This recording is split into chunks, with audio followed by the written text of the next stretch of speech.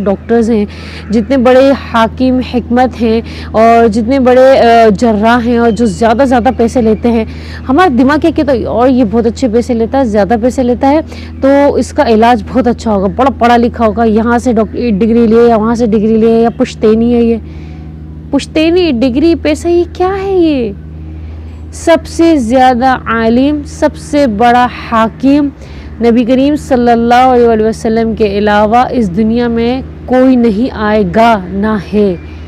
सबसे बड़े डॉक्टर ही आप सल्लल्लाहु अलैहि वसल्लम, अल्लाह ताला ने उन्हें बनाया है।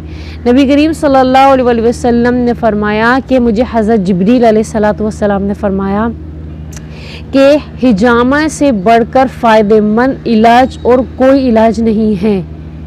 अल्लाहु अकबर। हज़रत जिब्रील अलैहिस्सलाम को हुक्म किसने दिया? अल्लाह ताला ने। जब अल्लाह ताला ही हमें इलाज बता रहे हैं और अल्लाह ताला ही